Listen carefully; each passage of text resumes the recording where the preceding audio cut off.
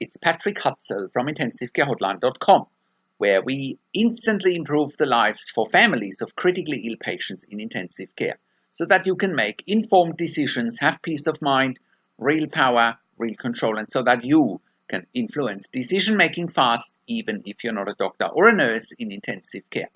This is another episode of Your Questions Answered, and in last week's episode, I answered another question from one of our readers, and the question last week was, my mum is in ICU for septic shock. Her vasopressin is off. Does this mean she has recovered? You can check out last week's question by clicking on the link below this video. In today's episode of Your Questions Answered, I want to answer the next questions from one of my clients, Laura, as part of my one-on-one consulting and advocacy service. Laura's mum is in ICU for septic shock, and Laura is asking if her mum's level of high blood urea nitrogen is a sign of deterioration. So today's question is, my mum is in ICU for septic shock. Will my mum's blood urea nitrogen level return back to normal?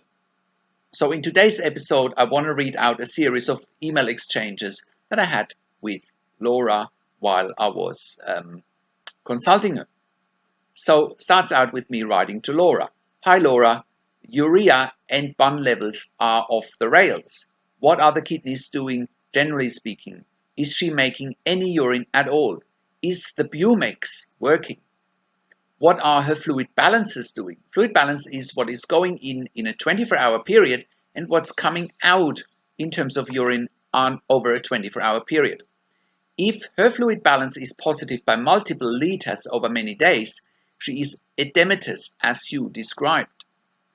Low albumin, low hemoglobin, and high bilirubin won't help with edema. Edema can be reduced by giving albumin and increasing urine output with either diuretics such as BUMEX or Lasix, or with hemodialysis. Especially in intensive care, if the kidneys are failing, hemodialysis is often the way forward. I hope this helps, Laura. Keep asking the right questions and keep them on their toes. You are making progress. Give yourself a tap on your back for being so strong and persistent. So Laura is writing back. Hi Patrick. Right now she's on BUMEX 1 microgram. Vancomycin 2500 milligrams. Levofed 15 micrograms. Urine output is a little lower today, but she's still making some urine. The nephrostomy bag has some output too. Well, they did an ultrasound of her abdomen and Dr. Charles said that the liver is failing due to mass pressing on it. Maybe it's bulky lymph nodes. Looks like there's flow of biliary duct, however, he said there may not be any blood flow. They're putting a feeding tube now in the stomach through the nose. She's on a BUMEX infusion. Urine is less than 20 mils an hour today, I believe, she said. Yesterday and the day before it was more. Thank you so much, from Laura. So here is my response. Hi Laura, I've had a look at the reports. A couple of concerns. Has an ERCP been done as suggested in the report? Has the result from the biopsy come back? It also says necrosis in the report. However, it doesn't actually specify the location of the necrosis. One way or another, necrosis usually means dead tissue, and it means a massive source of infection, often leading to sepsis. So Laura writes back, Hi Patrick, the only procedure the GI doctor did was an endoscopy for the bile stent and needle biopsy of the lymph nodes. I believe the enlarged lymph nodes in the abdomen have necrotic material. The biopsy came back inconclusive as it wasn't a large enough sample. The GI doctor said probably a lymphoma in the bulky nodes, and there was a spot or two on the colon as well, and it was metastatic. I spoke with the GI doctor who did the procedure, and that's what he said right after the procedure. Today, the second opinion doctor, Dr. Charles, did an ultrasound of my mum's abdomen and preliminarily said It looks like a mass pressing on her liver, and therefore the liver is failing. The bilirubin levels are 18. Maybe it's the lymph nodes or a sludgy gallbladder. The last thing that I heard last night was that Dr. Charles did an ultrasound of the abdomen and then said that even though they didn't have the radiologist report yet, that it looks like the liver is falling as mass is pressing on it. The liver is failing as the mass is pressing on it. There is some flow of bile, but that perhaps it wasn't getting blood flow due to the mass pressing on it and it's failing. As I researched liver failure, it seems as that it's true. She had high bilirubin levels 18 yesterday, and she has her right hand flapping gestures, and she has yellow skin. I'm thinking this is the end for her. Maybe it's time to let go. I talked to the GI doctor, and they're going to look at the CT scan to see if the stent is in place. The GI doctor and Dr. Charles, the second opinion doctor, both say that most likely that the liver has tumors metastasized in there and that it's causing the liver to fail. That explains the climbing bilirubin. They will do a CT scan of the liver as the ultrasound isn't as good to see in there. It sounds like the liver may be failing due to tumors in it as that has spread. So anyway, it may be time for my mum to go. We are Christians, so I know she will go to heaven. We're kinda at the end of the road from what it looks like. We will patiently wait and see. Here is my response. Hi Laura, I agree that a CT scan is necessary to see the full extent of what's exactly happening. Liver failure, generally speaking, is extremely difficult to control. The necrosis is also an ongoing source of infection, and it's an ongoing concern. If she can't come off the levofed in the next few days, it's most likely incompatible with life. It really depends how you as a family and your mum want to approach end of life. A, in a fighting spirit, or B, by withdrawing life support. I don't feel like you need to make a decision. Think about it. In the meantime, your mum's body might make the decision. Here is Laura's response. Hi Patrick, well, we got the CT scan of liver and without contrast, Dr. Charles and the GI doctor, Dr. Bernard, looked at it and said the biliary stent is in good placement, but that's it, that it's the bulky lymph nodes and the mass that's pressing on the liver. Or the liver inside could even have tumors that's making it fail. Bilirubin is at 18, creatinine is at 3.6. Mum is still on the breathing tube. She's very weak, so they're keeping her on until we decide. Breathing with pressure support during the day, full support at night. Levofed 14, Bumex 1 mg, IV fluids, and KCl 20 millimoles. They put in the feeding tube last night, but even with a little bit, she can't digest. I don't know if home hospice is a good choice. We live 10 to 12 minutes away, and I think that in the ambulance they only have oxygen, no pressure medications. I bought a used hospital bed like these ones in the hospital a few weeks ago. From Laura with thanks. So here is my response. Hi, and here is Laura again with another email. Laura says, hi Patrick, my mum continues to be in liver failure. I was reading about it. It isn't painful, they say. She just goes into a deeper sleep. We may decide to forego supports tomorrow. We don't know for sure yet. It looks like it may be her time. With our Christian faith, we have hope of eternal life. Thank you so much for your guidance and thanks for everything. We fought a good fight with your help also. I will stay in touch. Many thanks from Laura. Here is my response. Hi Laura. Look out for lactate results as well as blood coagulation results such as platelets, hemoglobin, INR, APTT. If lactate is rising fast, your mum has a full-blown sepsis. You get the lactate results in arterial blood gases. generally speaking. If coagulation results are off, it's a sign of the liver failing. Furthermore, Laura, if they want to make your mum quote unquote comfortable, this could be perceived as euthanasia. Involuntary euthanasia is illegal, and a lot of it will depend on your and your mum's belief system in how you want to approach this. It seems new that she needs full ventilation support overnight. I can't remember you saying anything about it beforehand. Are they sedating her overnight? Do you know? Home hospice, even though I'm a big supporter of it, is an unlikely choice for now, just simply because they can't do the lever fed and ventilation at home. As soon as both are removed, it's likely that the removal of life support is incompatible with life.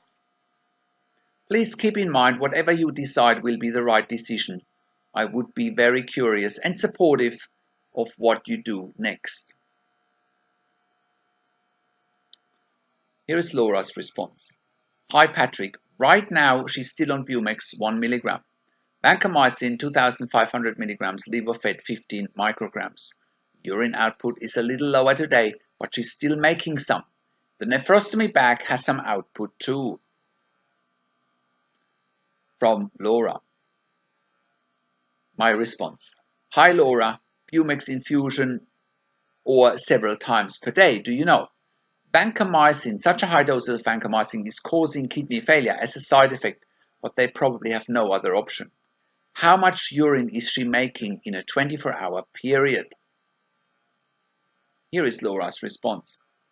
Hi Patrick, well, I went ahead and spoke with Dr. Charles, the second opinion doctor again. Actually, I feel pretty good talking with him because he said some things that might buy us some time. So I think that Dr. Charles is independent. I sent you his business card. Have a look. He said we can also order an ultrasound of the abdomen. I think to check flow of the mesh stent and bilirubin level is at 17. Number 3, Dr. Charles said she may be a candidate for a transfer to LTAC, but we would have to state limited code, meaning no chest compressions. He said no tracheostomy until she's off the pressors. Creatinine is at 3.38 and the white cell count is at 28. The right kidney is okay, left kidney has stones in the ureter, I guess, but it's not obstructing. He also said that TPN is not safe right now because of high bilirubin levels. From Laura. Here is my response. Hi Laura, well done, that's very good overall. It'll buy you time. I will address some points shortly and I'll email you shortly. Here is Laura's response. Hi Patrick, well they did an ultrasound of her abdomen and Dr. Charles said that the liver is failing due to the mass pressing on it. Maybe it is bulky lymph nodes. It looks like there's flow of the biliary duct, however, he said there may not be any blood flow. They're putting the feeding tube in the stomach through the nose now. Here is my response. Hi Laura, this is way overdue. I didn't ask if she had a feeding tube, I just assumed. 99% of ventilated patients in ICU have a feeding tube for either feeding or to drain the bile. You could potentially claim medical negligence. I also recommend you ask for the medical records to keep them on their toes and to get all the answers that you want. Look out for lactate results as well as blood coagulation results such as platelets, hemoglobin, INR, APTT. If lactate is rising fast, your mum has full-blown sepsis. Lactate results you'll get in the arterial blood gases. If coagulation results are off, it's a sign that the liver may be failing. Also, Laura, if the mass is pressing on the liver and the bile duct and the stent isn't working, an ERCP might help. Or potentially abdominal surgery. The vancomycin is just trying to keep the infection at bay, but will be unable to cure it because of the primary infection source either being necrotic tissue or the tumor or the metastases. Nevertheless, a withdrawal of treatment is inappropriate and they will need to keep trying to get your mum better. I still believe Dr. Charles will need to get a second GI specialist involved. Here is Laura's response. Hi Patrick, now a Bumex infusion has been started. Urine output is less than 20 mils an hour today, I believe, they said. Yesterday and the day before, she had more urine output. Thank you, from Laura. And here is my response. Hi Laura, 20 mils per hour is minimal urine output. How many fluids is she getting in every 24 hours or every hour? Do you know? Here is Laura's response. Hi Patrick, we're still in ICU. I just had this thought. We kind of agreed to do comfort measures soon with morphine, taking out the breathing tube and removing the levofed that's currently at 14 mics per hour. They're not doing any blood work daily anymore. We're on modified code, no chest compressions. If I request blood work with bilirubin levels, etc., will they show how much time my mum has when she comes off supports? I was thinking maybe taking her home on hospice rather than let her die in ICU. All people here say to let her die here, but today she seems more awake. What do you think? Thank you, from Laura. Here is my response. Hi Laura. It's difficult to predict what's going to happen next. However, I do believe by extubating, and extubation means the removal of the breathing tube, by extubating your mum and giving her morphine and then ceasing the levofed, it's almost incompatible with life. Her blood pressure is low in the picture you sent me, and that's on a lot of support with the levofed and the ventilation. Blood results won't necessarily indicate how much time your mum has left. Arterial blood gases will, with oxygen and CO2 levels as well as lactate levels. Have you asked them about their thoughts getting your mum home? Here is Laura's response. Hi Patrick, they are taking blood. Today's levels are 15 bilirubin down from 18. Creatinine 3.9, BUN 81. Thank you. And yes, I asked them. The nephrologist said probably not about hospice at home. The nurse said maybe we can start the process by first taking out the breathing tube, having comfort care on standby, morphine, and see how it goes with maybe oxygen support. Maybe they would give my mum a chance to speak or interact and then see what happens and how to proceed. What do you think? Thank you so much, from Laura. Hi Laura. Levofed 14 and a low blood pressure according to the monitor and the removal of ventilation is normally incompatible with life, as I mentioned before. It would help if you could also send me a recent blood gas result. Here is Laura's response. Hi Patrick, it's Laura. With having the second opinion Dr. Charles given us the evidence and Dr. Bernard, the GI doctor, we see with ultrasound and CT without contrast that my mum's liver is being pressed on by bulky lymphoma nodes pressing on the liver. While the bile stent is in place and there's some flow, it looks like the liver is failing. Perhaps tumors inside the liver or just with masses pressing on it and no blood flow. It's definitely failing. So with that in mind, the ICU doctor, Chris, offered a hospice custom plan for Monday where we extubate my mum, keeping levofed while in the ambulance, transport 10 minutes to my mum's home where I have a hospital bed. She will most likely pass quickly at home. This was important to see some family members to get her home. From Laura. Here is my response. Thank you, Laura, for the update. It is important for your mum and your family to have your mum pass away at home. Then you should follow through on that plan. I'm all for home care.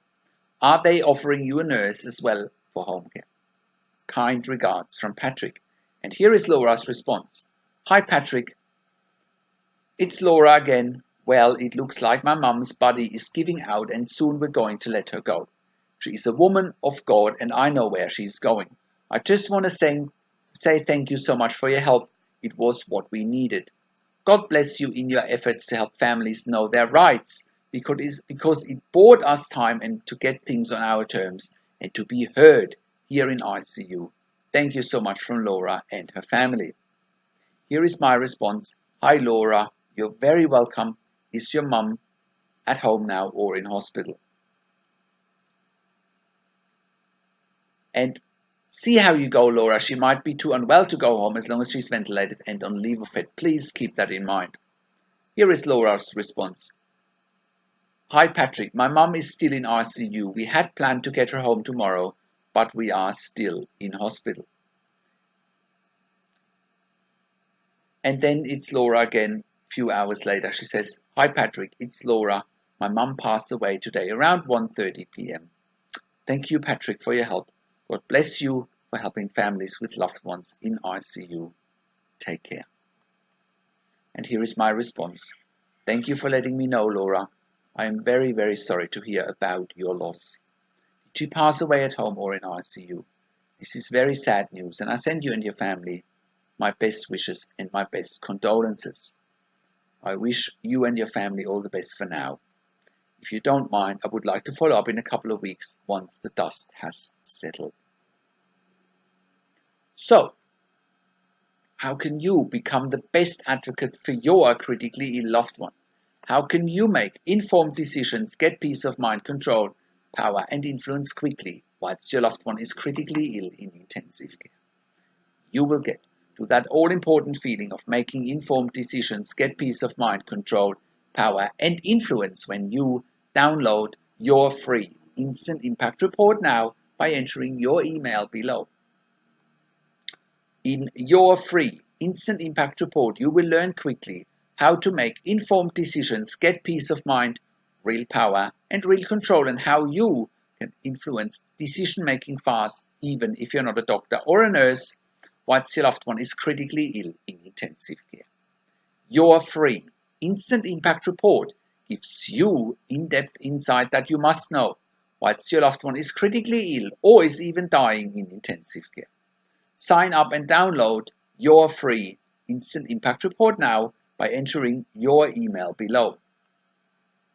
In your free Instant Impact Report, you will learn how to speak the secret intensive care language so that the doctors and the nurses know straight away that you are an insider and that you know and understand what's really happening in intensive care. In your free report, you will also discover how to ask the doctors and the nurses the right questions. Discover the many competing interests in intensive care and how your critically ill loved one's treatment may depend on those competing interests. How to eliminate fear, frustration, stress, struggle, and vulnerability even if your loved one is dying. You will get 5 mind-blowing tips and strategies helping you to get on the right path to making informed decisions, get peace of mind, control, power and influence in your situation. You will get real-world examples that you can easily adapt to your and your critically ill loved one's situation. How to stop being intimidated by the intensive care team and how you will be seen as equals. You will get crucial behind-the-scenes insights so that you know and understand what's really happening in intensive care.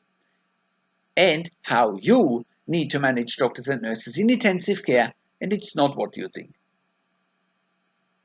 Thank you for tuning into this week's Your Questions Answered episode, and I'll see you again next week in another update. Make sure you also have a look at our blog section for more tips and strategies, or simply send me an email to support@intensivecarehotline.com with your questions. Also, have a look at our membership site, intensivecaresupport.org, for families of critically ill patients in intensive care. You can also call me, find phone numbers on the top of the website. Also, have a look at our ebook section, where you get more ebooks and where you can also get one-on-one consulting and advocacy with me over the phone, via Skype and via email by clicking on the relevant tabs on the top of the website. This is Patrick Hutzel from intensivecarehotline.com, and I'll see you again next week in another update.